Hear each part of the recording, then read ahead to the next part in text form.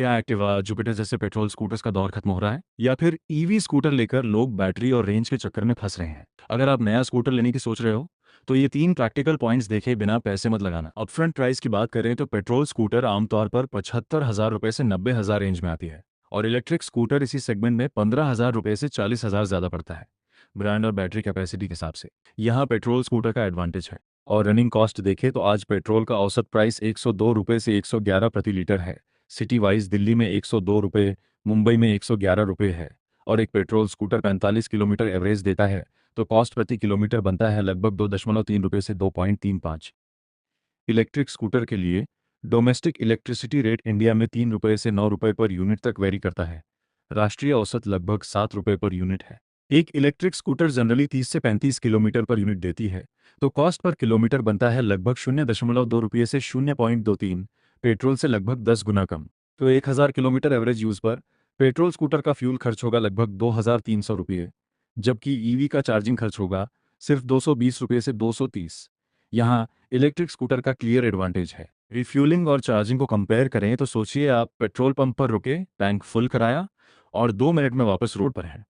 अब यही काम ईवी के साथ करने की कोशिश कीजिए, फुल चार्ज होने में कई घंटे लग जाते हैं। यानी अगर बीच सफ़र में बैटरी लो हो गई तो आपकी पूरी प्लानिंग गड़बड़ हो सकती है। ऊपर से पब्लिक चार्जिंग स्टेशन अभी इंडिया में वाइडली अवेलेबल नहीं है, जैसे पेट्रोल पंप मिल जाते हैं। ज़्यादातर राइडर्स को रोज़ घर पर ही चार्जिंग प्लान करनी पड़ती है, यानी अगर एक दिन चार्ज करना भूल गए, अगली सुबह मुश्किल हो सकती है। यहाँ पेट्रोल स्कूटर कन्वीनियंस और स्पीड दोनों में क्लियरली एडवांटेज है। रेंज वाइज भी देख लेते हैं। पेट्रोल स्कूटर एक टैंक में 250 से 300 किलोमीटर चल जाती है। इलेक्ट्रिक स्कूटर मॉडल्स आमतौर पर 80 से 150 किलोमीटर रियल वर्ल्ड रेंज देते हैं, तो लंबी ट्रिप्स के लिए प्लानिंग ज़रूरी होती है। यहाँ भी पेट्रोल स्कूटर आगे है। पेट्रोल स्कूटर में regular engine oil, spark plug, air filter और क्लच सर्विस चाहिए होती है। इलेक्ट्रिक स्कूटर में मूविंग पार्ट्स कम है तो सर्विस कॉस्ट आमतौर पर कम आती है। हालांकि बैटरी हेल्थ एक नया कंसिडरेशन है जो पेट्रोल स्कूटर्स में एग्जिस्ट नहीं करता। यहाँ इलेक्ट्रिक स्कूटर का एडवांटेज है। Petrol scooter tailpipe emission produce करता है और इंजन नॉइज बाय वाइब्रेशन भी होता है। Electric scooter zero tailpipe emission के साथ साइलेंट और स्मूथ ऑपरेशन देता है। क्लियर एडवांटेज इलेक्ट्रिक स्कूटर का है।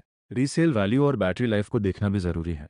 पेट्रोल स्कूटर का रीसेल मार्केट वेल एस्टैब्लिश्ड है और सर्विस नेटवर्क भी वाइड स्प्रेड है, जबकि इलेक्ट्रिक स्कूटर की बैटरी आमतौर पर 3-5 साल बाद डिग्रेड होने लगती है और यूज्ड ईवी मार्केट भारत में अभी डेवलप हो रहा है। यहाँ पेट्रोल स्कूटर का एडवांटेज है। अब थोड़ी ब्रेक इवन एनालिसिस भी कर लेते हैं। अगर आप मासिक 2,000 रुपये प्लस बचा रहे हैं फ्यूल कॉस्ट में और ईवी का अपफ्रंट प्रीमियम 25,000 रुपये के आसपास है, तो ब्रेक इवन लगभग 12 से 13 महीने में आता है। अगर 1,000 किलोमीटर पर मंथ अस्यूम करते हैं कम चलाने वाले राइडर्स के लिए, जैसे 300 से 400 किलोमीटर पर मंथ पे, तो ही ब्रेक इवन पीरियड 2.5 से 3 साल तक एक्सटेंड हो सकता है। तो फाइनल कंक्लूजन निकलता है कि शॉर्ट और लॉन्ग टर्म दोनों में हाई माइलेज डेली राइडर्स के लिए इलेक्ट्रिक स्कूटर फाइनेंशियली बेहतर रहता है। ओकेजनल राइडर्स के लिए पेट्रोल स्कूटर का लोअर अपफ्रंट कॉस्ट अभी भी सेंसिबल रह सकता है, जब तक ईवी प्राइसेस और कॉम्पिटिटिव न हो जाए। चॉइस फाइनल राइडर के यूसेज पैटर्न पर डिपेंड करती है। तो अब आप बताओ, आपके डेली कम्यूट के हिसाब से आपका फेवरेट कौन सा है, पेट्रोल या इलेक्ट्रिक स्कूटर? कमेंट करके ज़रूर बताओ। वीडियो अच्छी लगी तो लाइक और सब्सक्राइब करना ना भूलना।